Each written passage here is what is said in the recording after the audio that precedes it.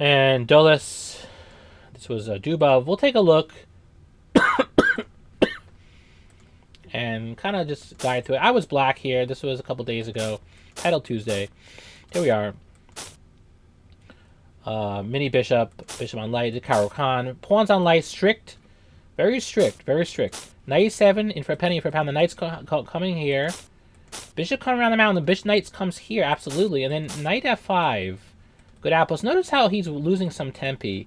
Got a little over vigilant. He's a very creative player. Danii Dubov, number 31 in the world currently. He's very, very strong. And a Blitz specialist. 31 in the world and even better in Blitz. But he is getting a bit too creative here. And I hit it hard. The best way to break pawns is with pawns. C5 dark nugget. He goes C4. C3 might have been a little bit better. I get it while he's playing aggressive. He's playing to his strength. He's trying to jump on me. Yeah, I think he is just better tactically. I think so. And he's trying to get into his strengths, but and uses the fact that he's a white pieces, but it's too much. It doesn't work. I just take, and it's not enough development. He goes here, and now I could go here, but simple enough. Bishop e7, trade bishops, help develop, and now the queen acts as a dark square bishop. He goes d5. We simply take. Now we take. Again, when he plays d5, we have to be careful he doesn't play d6. So we need to take. No problem. We're one step in the door from castling. He castles. I don't mind playing rook d8 first with tempo. He takes, but now his queen is kind of uncomfortable. He would have rather the bishop here, if anything. And now we castle. And he trades. This pawn is overextended. Notice how both queens are acting as dark square bishops to create harmony. b6, dark. We don't have a dark square bishop.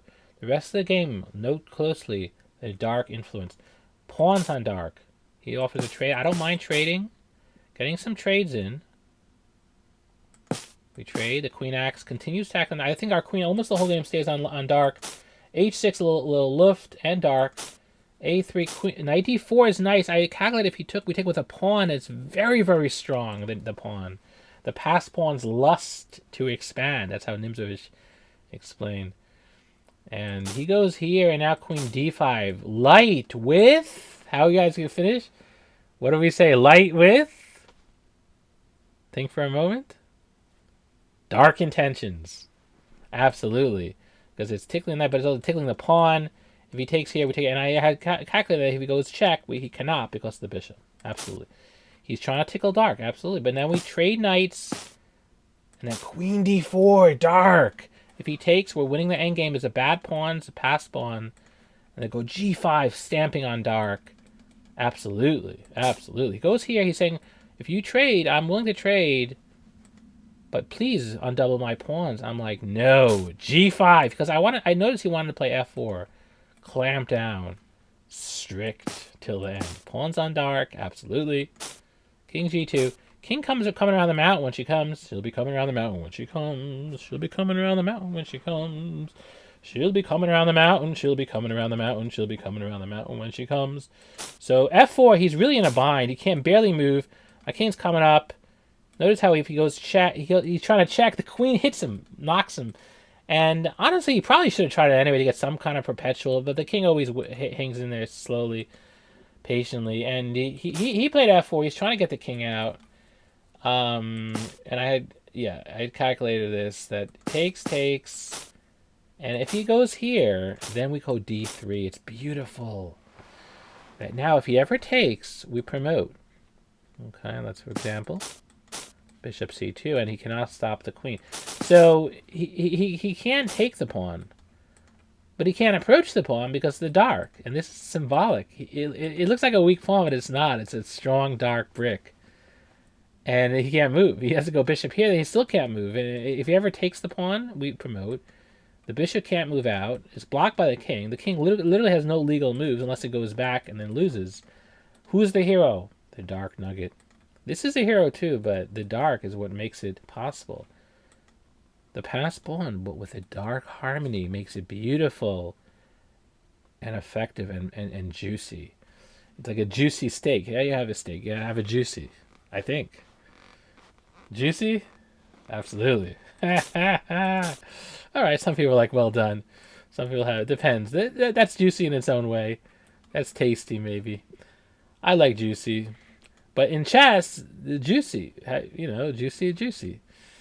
Maybe steak, there's different types of tasty. Okay, I get it. Anyway, here. D2. Yep, D2. And now hold on, he didn't do that. So again, so he played bishop here, bishop check. What I want him to is to block and then go back to create like a weakness and put more pawns on light. We want his pawns to be on light.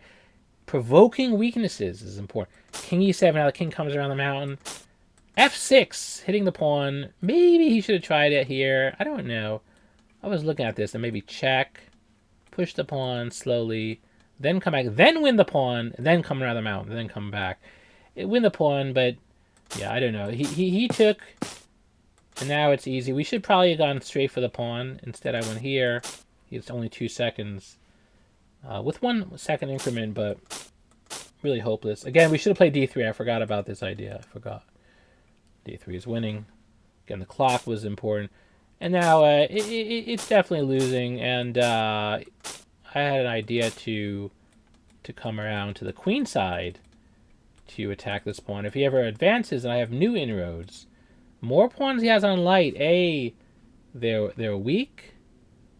B, they create dark holes for my king, for my pieces, my king.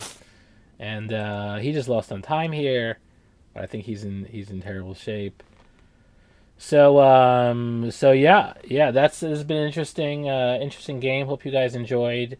Kept it very solid, good dark harmony. Got the king safe, traded some pieces. There was no imbalance, but yet the colors played a big role. So that was, I think, instructive for that.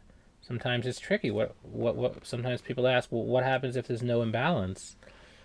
Color imbalance, and this is a good example where you just got to use the pieces, still use to get better harmony. And his e5 was not a brick; it was a bug. While our pawns were healthy, and so it was nice harmony against a top player. All right. Well, hopefully you guys can enjoy this and use these ideas in your own games. If any of you guys have like a game with no color imbalance, but yet there was still harmony, you try to make harmony, that would be nice to send me an email or post on a Discord. Love to see it. Okay. All right. See you guys soon, and thanks for being here.